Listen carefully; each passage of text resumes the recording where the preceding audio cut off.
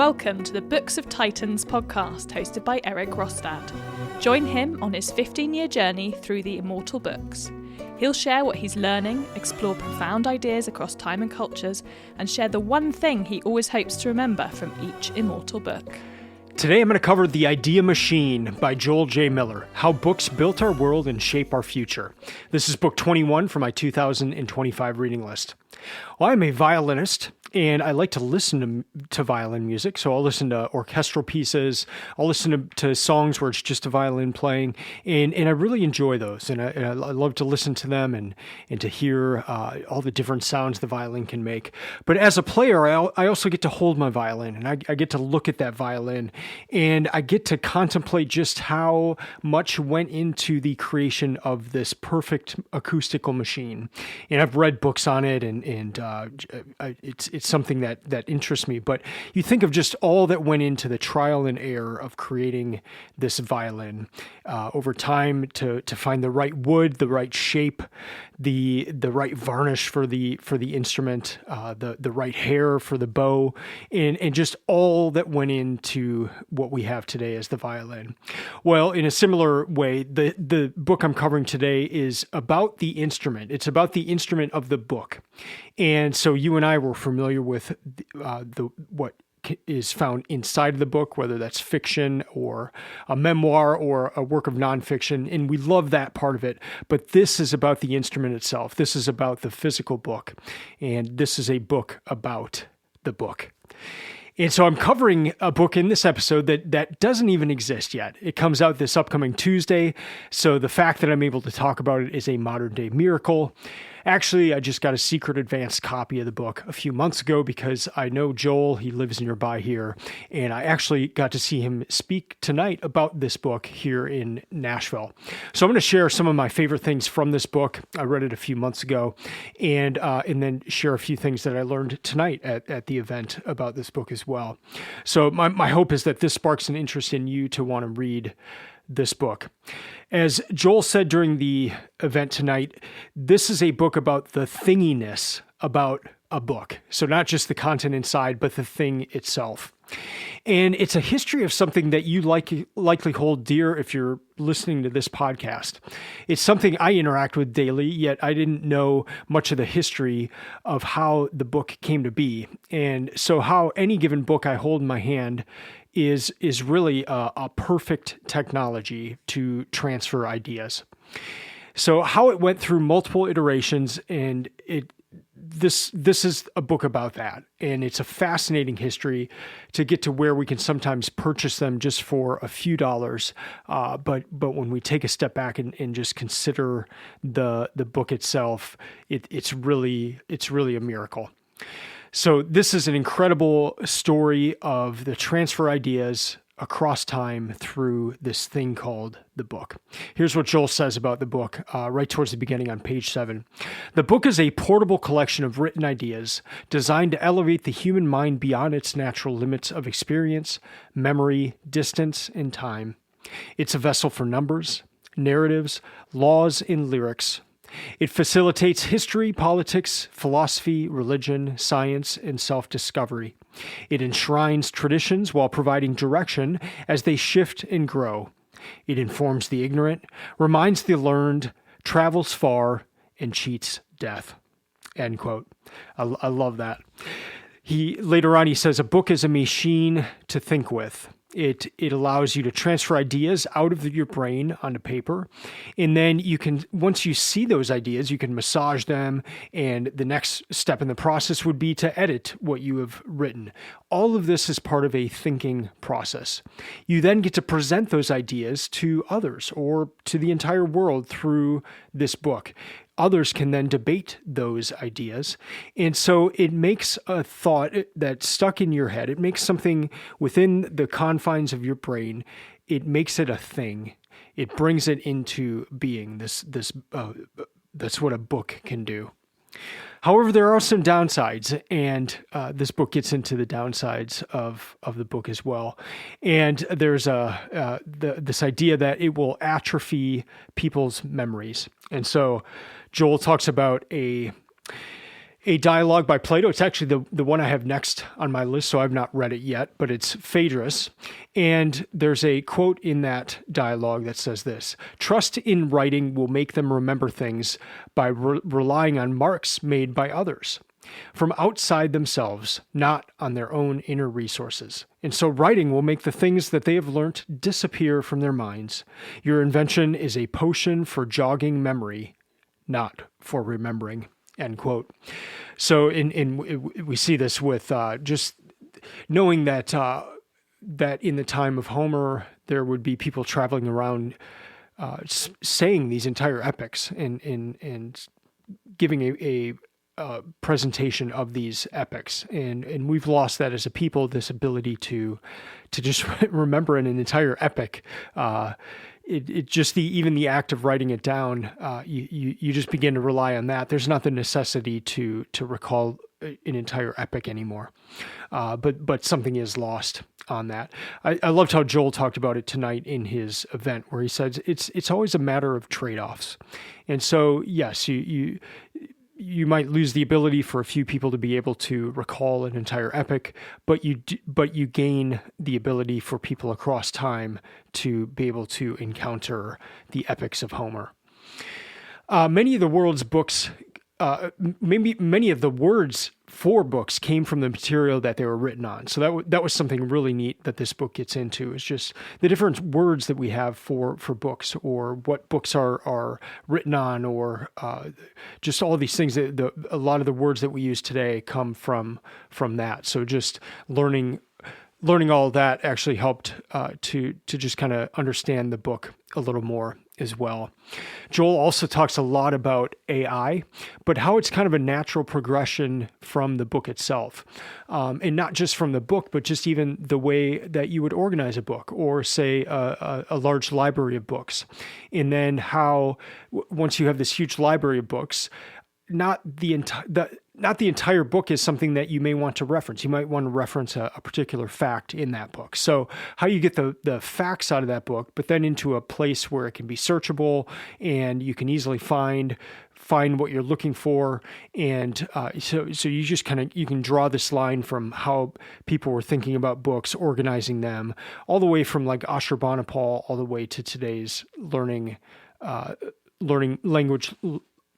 models, large language models.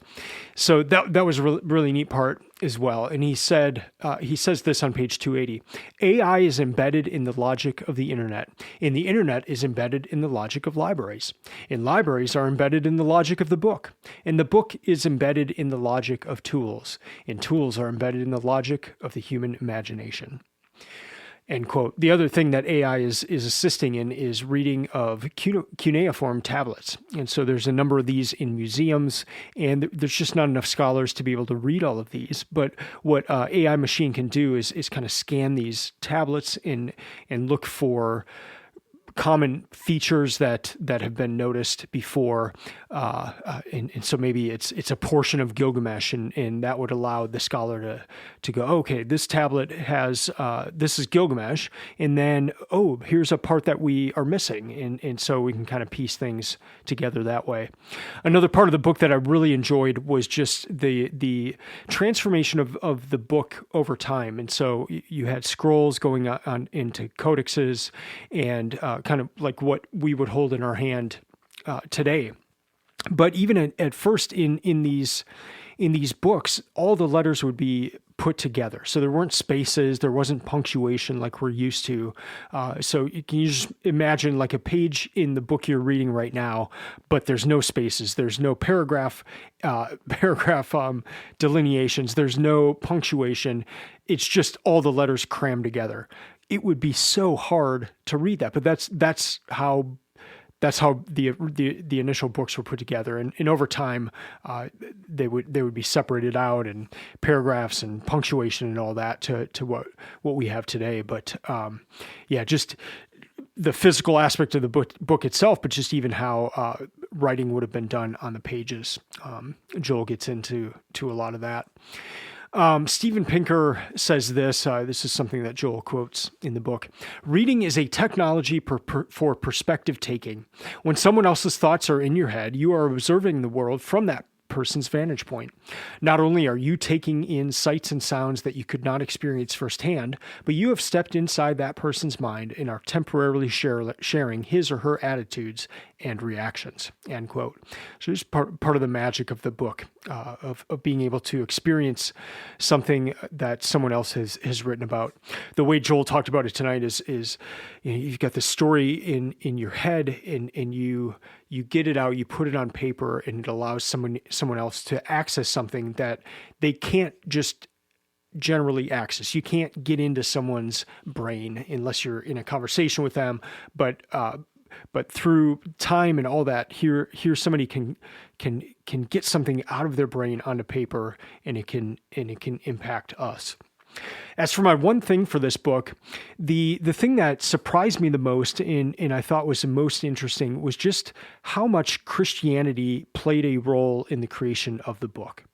And there's a large part of the book that talks about, I mean, the history of the book and how it came into the form we have it now. But it was just so interesting how much Christians had a part in a role in what the book became. And a lot of it was just out of necessity. Having a large amount of text, it became cumbersome to carry that around in scrolls. But then also just with a book, you can have 2 pages open at the same time. So that allowed you to have perhaps some contrasting ideas on the 2 different pages that are open at a time.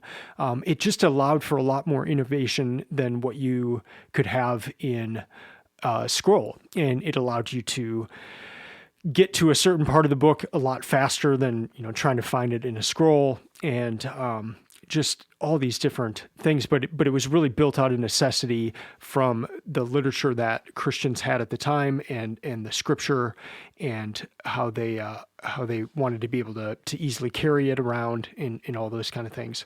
So here's one thing that Joel says about this, that Christians possessed different attitudes about the books than their pagan neighbors. And then Joel says this: the sheer bookishness of early believers drove not only the change in format, but also subsequent innovations in design and production to manage ever larger quantities of work. End quote. So that was my one thing, the thing that I just didn't know about the history of the book that was really fascinating. Well, in conclusion, this is not just a rah-rah book about books. This is a deeply researched book that leaves you in awe of this ancient technology that we have on our bookshelves now, that we see every day. It was so interesting to me just to see this direct line between books and then the organization of content in today's LLMs and AI tools.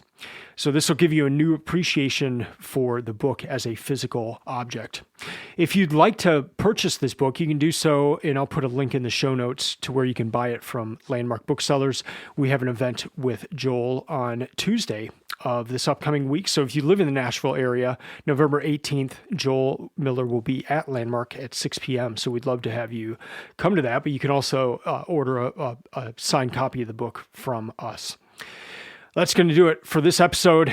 For what's coming up next on my reading list, I've got I'm reading Plato of Athens right now. It's a biography about Plato by Robin Waterfield, and I'm really enjoying that.